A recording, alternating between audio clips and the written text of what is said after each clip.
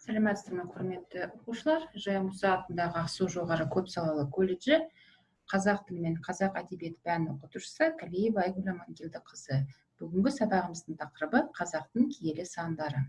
Сабағымыздың мақсаты киелі сандар туралы түсінік беріп, оның сырын ашып, ойлау қабілеттерін, тапқырлығын, жылдамдығын дамытып, қазақша сөйлеу білу дағдыларын арттыру. Сіздер білесіздер, жаңағы қазақтың киелі сандарының бірі ол 7. Жеті санымен көптеген жаңағы наным секілдер байланысты болған. Енді мынан өлеңге назар аударайық. Киелі сан 7 деген байланысты 7 менен көп ұғымды халқымыздың белгісіндей салтымыздың.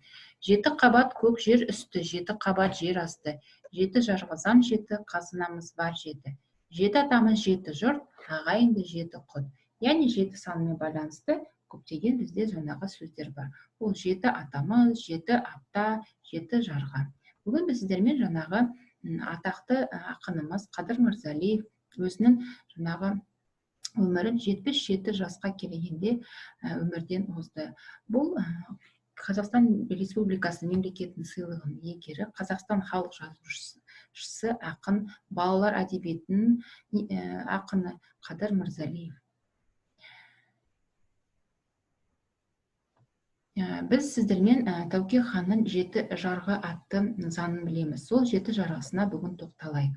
Дәптерлеріңізді ашып, 7 жарғының бағытына назар аударып, өздеріңіз жазып алыңыздар. 7 жарғы. Бірінші жарғысы: көтеріліс жасап, бүлік шығарған кісілерге өлім жазасы бұйырылсын. Түркі халқының мүддесін сатып, еліне опастық еткендер өлім жазасына бұйырылсын. Үшінші жарғы: мемлекет ішінде жазықсыз кісі өлтіргендер өлім жазасына бұйырылсын. Төртінші жарғы: өзге біреудің әйелімен зинақорлық жасаған ақ некені бұзушыларға өлім жазасы бұйырылсын.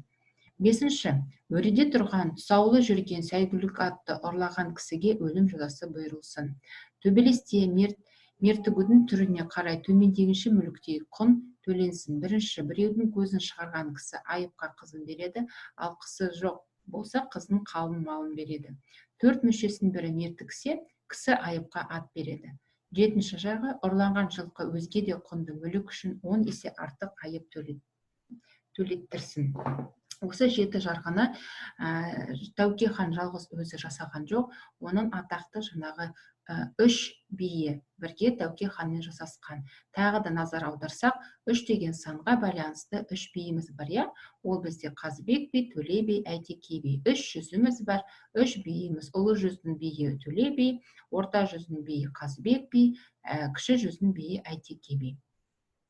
7 ата бар, 7 ұрпақ бар қазақтарда. Ол 7 ата бізде бала, әке, ата, арғы ата, тек ата, түп ата, баба деп аталады.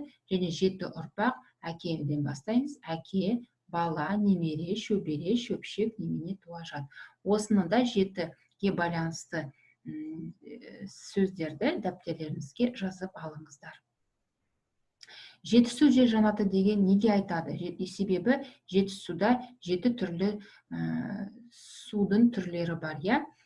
Олар барлығын аттары көк су, ақ су, лепсі, басқан, қаратал, іле, шарын. Не осы 7 суда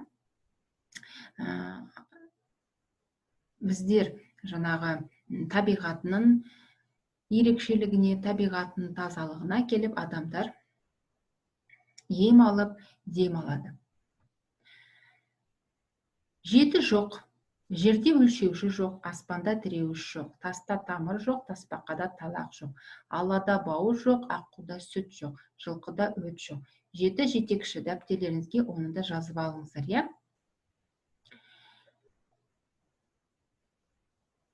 Келесі.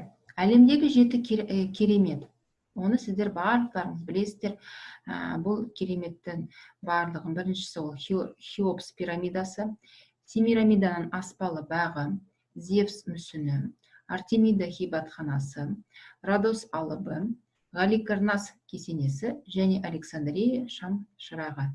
Оны да дәптерлеріңізге жазып алыңыздар. Көрдіңіздер ме, балалар? 7 санмен байланысты көптеген мәліметтер байланысты екен, я? Мынау Хеопс пирамидасының суреттері қарап алыңыздар, 7 кереметтің суреттері. Мынау бізде тай қазан, ол да біз жаңағы 7 кереметтің біріне жатады. Қожа Ахмет Яссауидің кесенесінде тай қазан тұр, иә. Бұл Қазақстанның 7 кереметіне жатады. Қожа Ахмет Яссауи кесенесі. Алтын адам, күлтегін ескерткіші, домбыра. Айша бибі мазары, тамғалы жартас суреттері. 7 ғашықтар жұбын табу.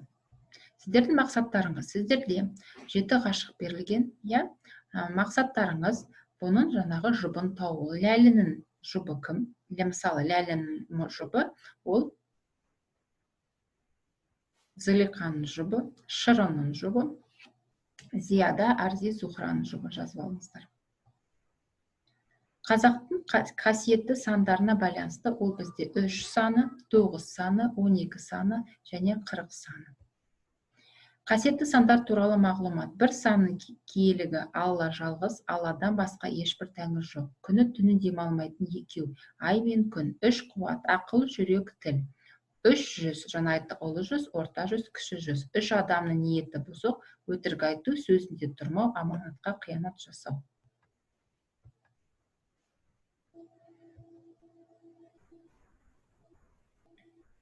Қадыр Мырзалиевтің сөзіне келетін болсақ, бақыт деген досыңның табағында, бақыт деген домбыра шынағында, бақыт деген өзіңнің босағында, бақыт деген халқының қабағында.